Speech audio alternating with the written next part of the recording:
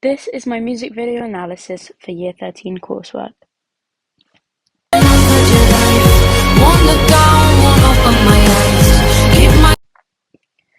Sia's Chandelier uses minimalistic domestic interiors, long-take choreography, and symbolic framing to create a layered exploration of childhood, chaos, and emotional release. The first shot is a wide establishing composition that frames the performer perfectly within a doorway. The symmetrical lines and muted green tones create a frame within a frame, positioning the body as an architectural, while the static pose signals confrontation and theatricality. The number 7 on the door grounds the location in realism, suggesting a transient, impersonal space, more motel than home, and symbolizing thresholds between safety and exposure.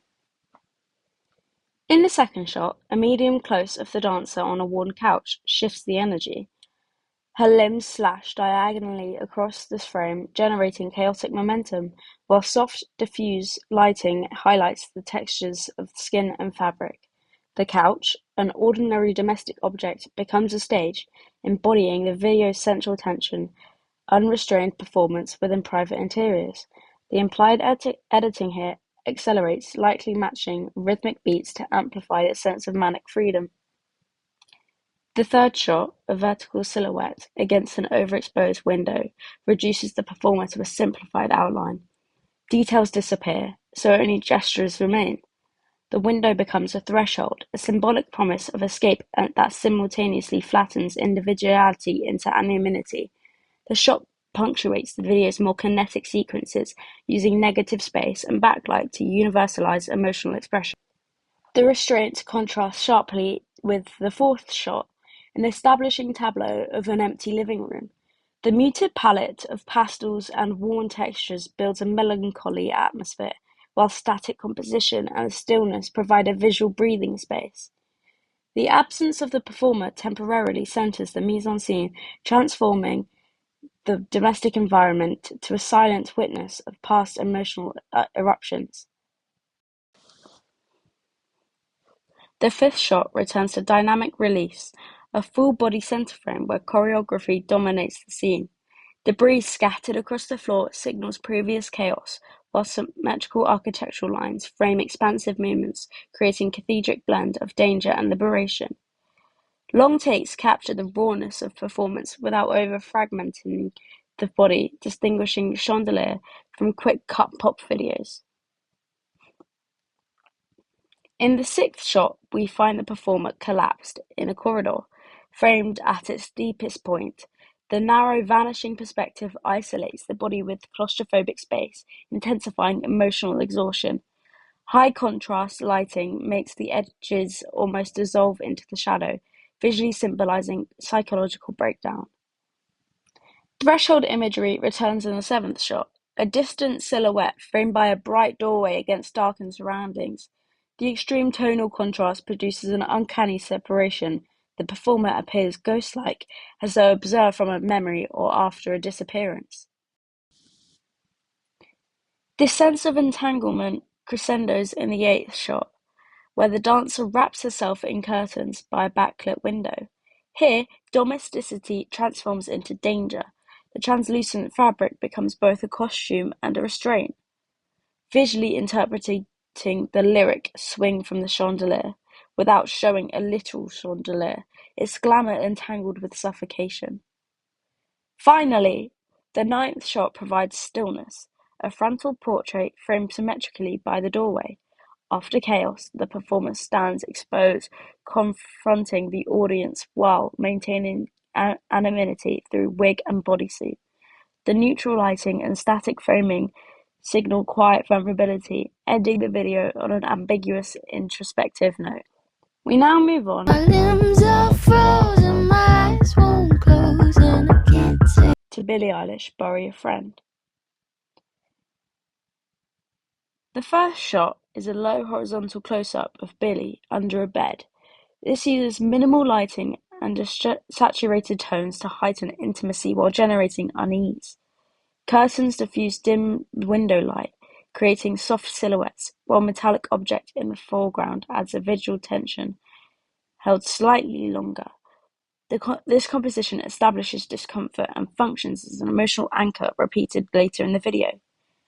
In the second shot, a medium-wide frame reveals another figure lying in bed. By intercutting between Billy and this passive body, the editing constructs spatial tension and moral ambiguity. Billy is both agent and observer, intruder and witness. Mise-en-scene remains stripped back, pale sheets, minimal decor, amplifying bodily vulnerability and secrecy. This isolation deepens in the third shot, a full-length view of Billy standing at the center of a narrow corridor.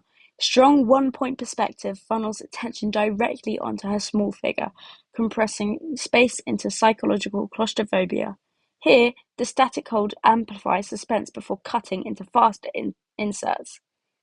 This tension explodes in the fourth shot, an extreme close-up of gloved hands preparing a syringe. Stripped of narrative context, the medical props evoke procedural control and bodily violation, aligning the imagery with clinical horror tropes.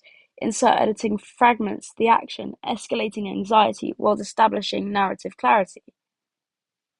In the fifth shot, a medium-long tableau of Billy levitating in a corridor pushes bodily distortion into the uncanny. Her arched, weightless posture contrasts against the banal, grounded architecture. Neutral costuming enhances the surrealism, evoking possession, powerlessness, and transformation simultaneously. Returning to the sixth shot, a tight facial close-up isolates Billy's expression. High contrast between her pale face and surrounding darkness locks focus on her blank, distant stare, forcing viewers to complicity. Emotional effect oscillates between confrontation and absence, reinforcing the video's ambiguity. Fragmentation intensifies in the seventh shot, a low close-up of Billy's feet moving across a textured green carpet. By breaking the body into isolated parts, identity dissolves into pure physicality. The emphasis on shadow and footwork also echoes choreography motifs while creating uncanny disconnection between body and self. The eighth shot revisits the opening bed composition, turning repetition into visual entrapment. By structurally looping back, the video suggests cycles of violence and recussion and nightmare from which Billy cannot wake. Finally, the ninth shot, a wide, silhouetted aftermath tableau, leaves the viewer in ambiguity. Billy appears as the shadowy figure submerged in negative space, the sparse bedroom rendered haunted and unresolved. Through chiaroscuro lighting and slow pacing, the video ends on alienation rather than catharsis. We now move on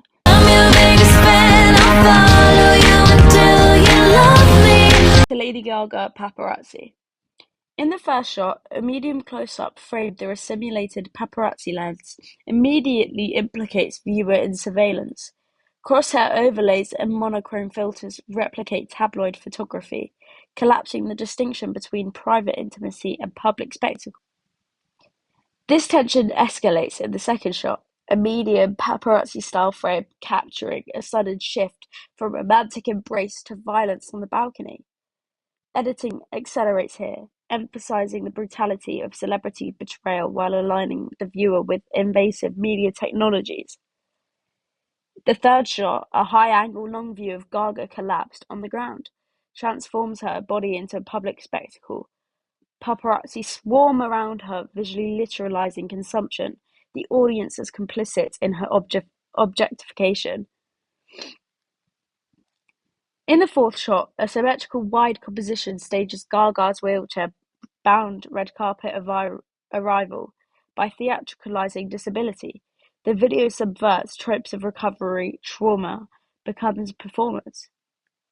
Victimhood becomes image-making, and even vulnerability is styled for consumption. An extreme close-up in the fifth shot isolates Gaga's face while gloved hands covered her eyes. Here, glamour merges with censorship, vision, agency, and identity are obscured. The audience gazes while Gaga cannot, symbolizing both fetishization and loss of control. In the sixth shot, Gaga lies across a vintage sofa in latex couture, juxtaposing fetish fashion against domestic space. This creates a surreal contradiction, sexuality staged yet entrapped, luxury paired with discomfort. Here, mise-en-scene transforms privacy into spectacle.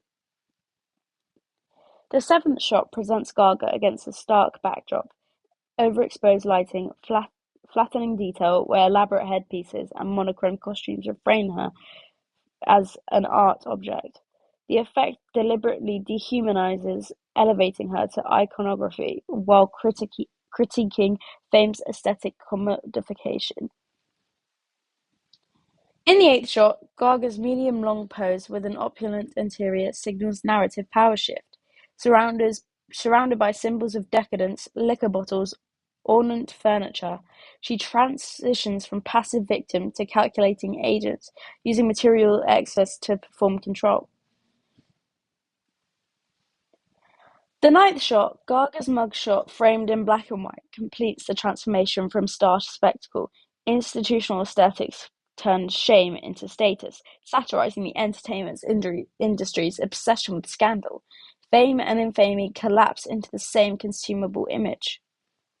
Across these 9 frames, paparazzi critiques both the mechanics and aesthetics of celebrity spectacle, using the voyeuristic framing, self-aware costuming, and layered symbolism to blur the boundary between agency and exploitation.